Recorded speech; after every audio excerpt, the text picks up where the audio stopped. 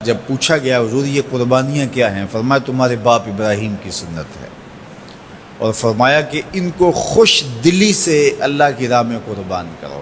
قیامت کے دن یہ اپنے بالوں کے ساتھ، اپنے سینگوں کے ساتھ اور اپنے کھروں کے ساتھ آئیں گے، اور یہ بھی ارشاد فرمایا کہ کل پل صراط پر یہ سواریاں بن کے تمہیں پل صراط سے پار لگائیں گے۔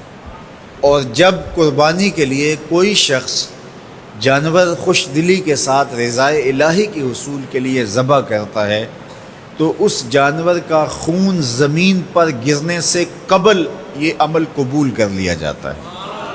اور یہ بات بھی ذہن میں رکھیے گا کہ ایام نہر یہ 3 دن جو خون بہانے کے ہیں، 10، 11 اور 12 تاریخ، ان ایام میں آپ جو بھی عمل کریں، نماز پڑھیں اور دیگر صالح اعمال کریں، بہت قابل قبول ہیں اور اللہ ان کو قدر کی نگاہ سے دیکھتا ہے۔ لیکن ان ایام میں جو سب سے زیادہ اللہ کو محبوب عمل ہے وہ راہ خدا میں خون بہانا ہے، قربانی پیش کرنا ہے۔ تو قربانی کا کوئی اور متبادل نہیں ہو سکتا۔ کچھ لوگ یہ فلسفہ ان دنوں کے اندر بیان کرتے ہیں کہ 20-50 ہزار کی قربانی کرنے کی بجائے اتنے اگر کسی غریب کو دے دیے جائیں تو اس کے 2-3 مہینے خیریت سے گزر جاتے ہیں، اور وہ گھر کے اندر جو ہے وہ ضرورت کی چیزیں ڈال لے تو گوشت تو 2-4 دن کے اندر کھایا پیا جاتا ہے، ختم ہو جاتا ہے۔ لیکن اگر اتنے پیسے کسی غریب کے گھر دے دیے جائے تو یہ اچھی بات ہے۔ تو اسلام کب اس عمل سے روکتا ہے؟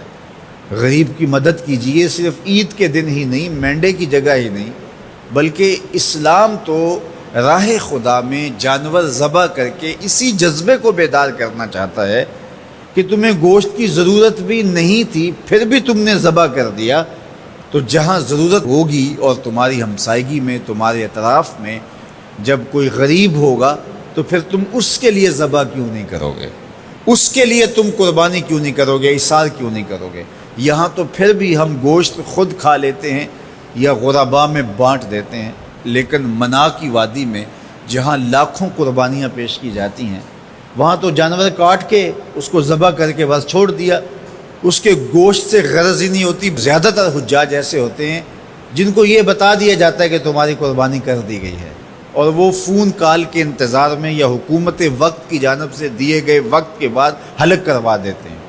تو انہوں نے نہ اپنا جانور دیکھا ہوتا ہے، نہ اس کو ذبح ہوتے دیکھتے ہیں، تو صرف انہیں ٹائم بتلا دیا جاتا ہے یا ان کو کال کر دی جاتی ہے تو یہ ان کے لیے کافی ہوتا ہے۔ تو وہاں تو گوشت کھانا بھی مقصود نہیں، تو صرف اللہ کی رضا کے لیے جانور ذبح کرنا۔ تو جب رضائے الہی کے لیے جانور ذبح کرنے کا جذبہ پیدا کر کے تمہیں راہ خدا میں خرچ کرنے کی ترغیب دی جاتی ہے تو پھر تم پورا سال خرچ کرو گے، تمہارے لیے کوئی مشکل اور کوئی مشقت نہیں ہوگی۔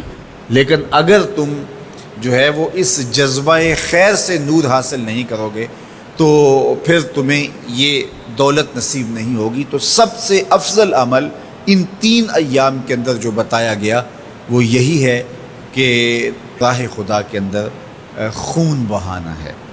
اللہ کے محبوب علیہ الصلاۃ والسلام کی خدمت میں جو ہے وہ مینڈے لائے گئے جو چتکبرے تھے، اور حضور علیہ الصلاۃ والسلام نے اپنے مبارک ہاتھ سے ان کو ذبح کیا۔ تو عید قرباں یہ ایثار کی عید ہے، یہ قربانی کی عید ہے، اور اسلام ہمیں قربانی سکھاتا ہے۔ اسلام لمحہ لمحہ قربانی ہے، ایک